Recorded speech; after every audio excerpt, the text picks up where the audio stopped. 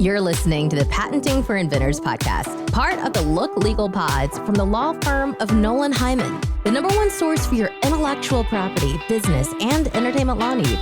Now here's your host, registered patent attorney, Adam Diament. Hello and welcome to the Patenting for Inventors podcast. I'm your host, Adam Diament, a registered patent attorney and partner at the law firm at Nolan Hyman in Los Angeles, California.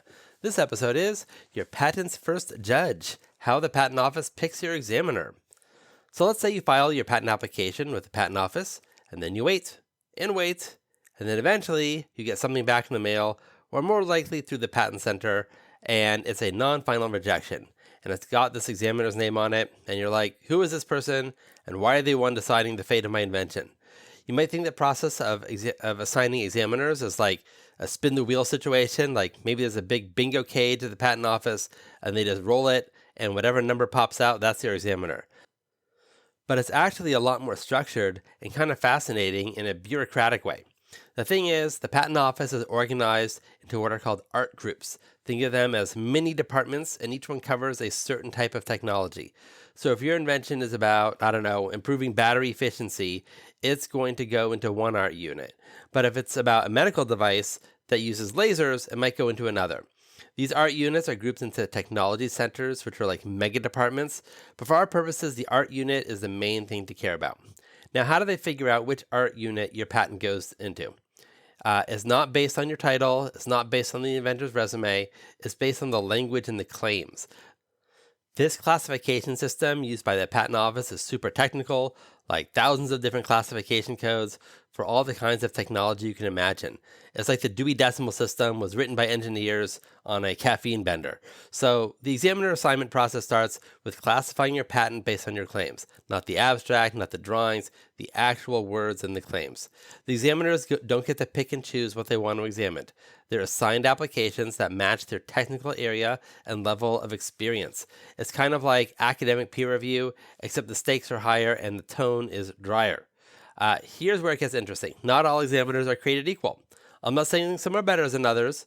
Okay, actually I am. Some are faster. Some are more patent friendly. Some are really tough. Some allow 90% of the cases they touch. Others allow 30%. So knowing who your examiner is can totally change your strategy. You can even look up stats. There are tools out there, some free, some paid, where you can plug in an examiner's name or their art unit and get their allowance rate, their average time to first action, how often they go to appeal.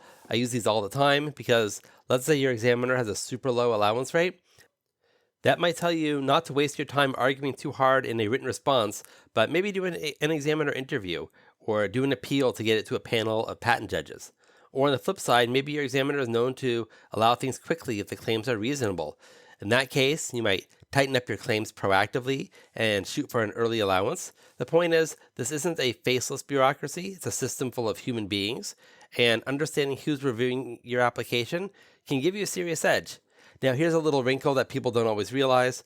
The classification isn't necessarily permanent. If your application is misclassified, maybe because the claims are too broad or vague, there's a chance it ends up in an art unit that's not the best fit, and sometimes that's bad news. You might get an examiner who doesn't fully understand the nuances of your tech, or who handles a broader swath of subject matter and takes a stricter approach. So one strategy I use is to look at the classification codes before filing and write the claims in a way that steers the application towards a more favorable art unit. You're not gaming the system, you're just speaking the patent office's language a little better. You're saying, hey, this invention fits better in this bucket, and giving the classification algorithm some helpful nudges. Also, examiners are ranked by GS levels, GS7 all the way to GS15. That's a government pay scale thing, but what it means for you is that junior examiners often have a primary examiner who reviews their work.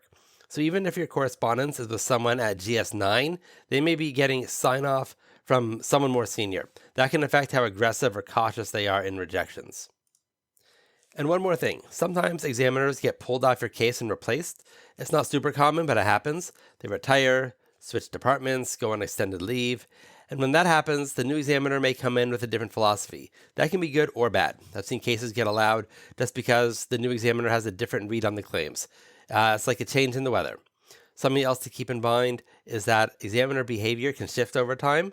Just because someone had a high allowance rate last year doesn't mean they're still operating the same way now. They could be promoted, move to a supervisory role, take on new types of cases, or who knows, just decide to be a little stricter this quarter. So if you're basing your prosecution strategy on examiner analytics, make sure you're looking at recent data, not stuff from 10 years ago. Now let's talk a little more about those examiner analytics, because I think this is one of the more underrated tools patent attorneys can use. There are services, LexisNexis, Patent Advisor, Juristat, and others to give you detailed stats about not just art units, but individual examiners. You can see how often they grant after an interview, how many office actions it usually takes to get to allowance, and even which arguments tend to work. And look, these tools aren't magic. They're not going to write your reply for you. But if you know that an examiner never budges on obviousness rejections without an amendment, that's good to know. In fact, this is one of those things that I sometimes explain to clients, because from their perspective, they just want to know, am I getting a fair shake here? And when I can say, hey, your examiner tends to allow stuff after one amendment at an interview, that gives them some peace of mind. Or if I say, look, we're up against someone who's got a 25% allowance rate and takes 2 requests for continue examinations on average, then at least we go in with eyes open. It's not personal. It's just how the system works. Now, occasionally I get asked, can I request a different examiner?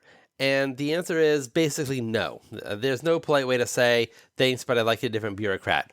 Unless there's some very strange ethical issues, which almost never happens, you're stuck with the one you get. It's not like school where you can drop the class and sign up for a different professor.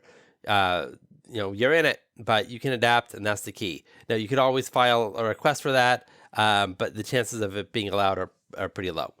And this brings us to the topic of examiner interviews, which honestly I think are one of the most underutilized parts of prosecution, especially by inventors who try to go it alone. Because if you've got a human being on the other end and you're allowed to talk to them, I mean, why wouldn't you? It's not adversarial. It's not a courtroom. It's a phone call or a video call these days. You explain your position, they explain theirs, and you get a read on where things stand. Sometimes you get lucky and they say, you know what? If you just added this limitation, I'd allow it. Boom, done. But, and this is important, not all examiners are equally receptive to interviews. Some welcome them. Others are, let's say, less enthusiastic. And again, knowing that up front helps you plan. I've had examiners tell me straight up, I don't do interviews unless the applicant has already filed a response. Fine, that's your style, but some will talk to you before the first action, which can be hugely helpful. If you catch them before they made up their mind, you might shape the entire direction of the case.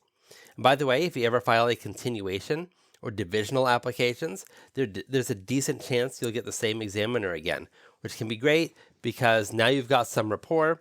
They've seen your invention before, they know the backstory. Sometimes they'll even remember what they allowed last time and be a little bit more flexible.